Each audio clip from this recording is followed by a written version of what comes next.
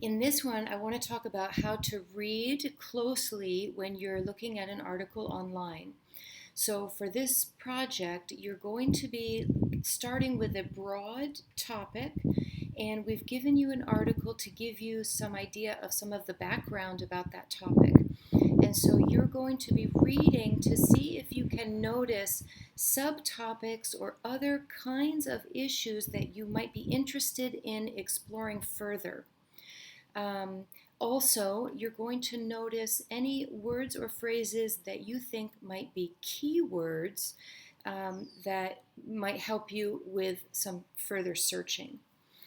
So, the very first thing I always do when I open up any article on the web is I very quickly scroll down, go down all the way to the end.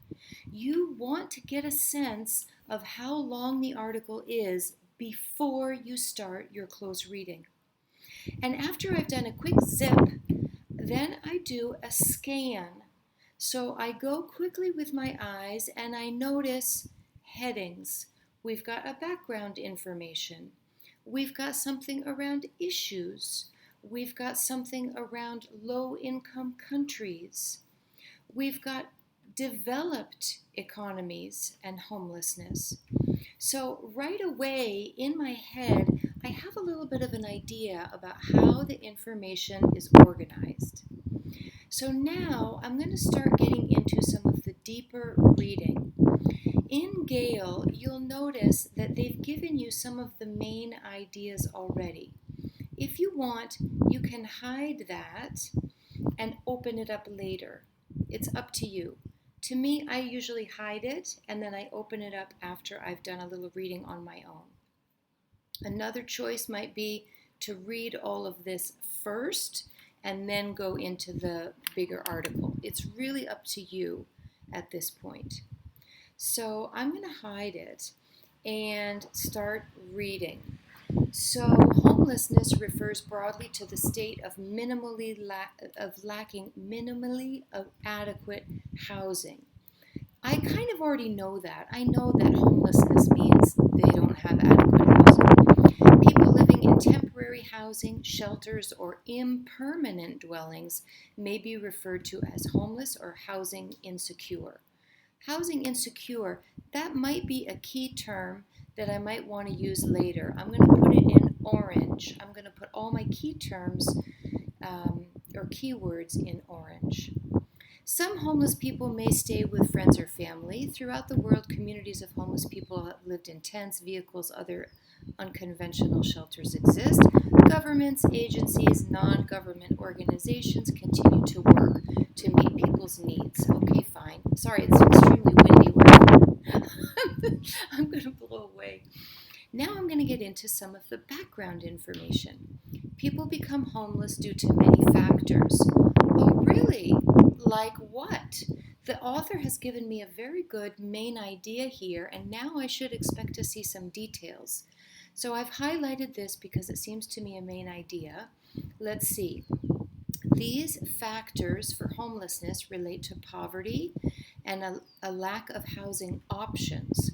Loss of job, inability to earn wages can make housing prohibitively very expensive. Some groups are more likely to become and remain homeless than other groups.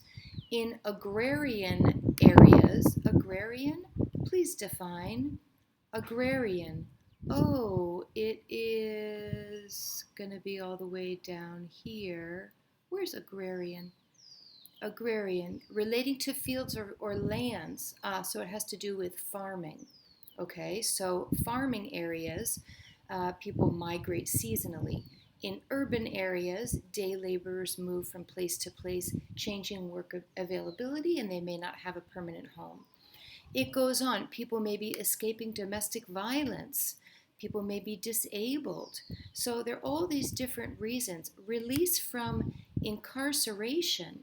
Incarceration. Please define. I happen to know it means prison, being in prison. Displaced due to war or natural disaster. My goodness, there are many reasons that a person can become homeless.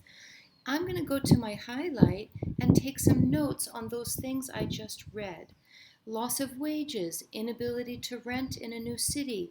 Maybe the people are marginalized, like they're kept separate from society. Maybe they just got out of prison. Maybe they just got out of a war or the military. So they may be facing discrimination. So those are all those notes are going to show attached to my highlighted information.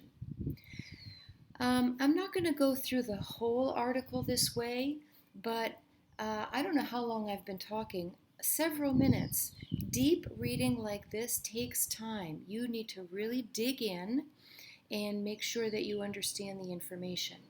Now, we checked for the headings. So if I already know that I'm only interested in low income countries, I don't need to even read the part about developed countries. I can decide how much of the article I want to read. But if I'm choosing to read a section, then I should read it in depth. So if I'm really interested in homelessness in low income countries, then I want to understand this section very well and take complete notes so that when I come back, I have an ability to remember it well because I thought about it. Okay? Alrighty? Okay, I hope you find that helpful. Take your time with the deep reading. It's really important. You don't have to do deep reading with everything you look at. You look at the article, you zip down, you scan it, and then you decide, is this what I want? Is this information I want? And if it is, then it's worth your time to do some deep reading and some notes. Thanks, everybody.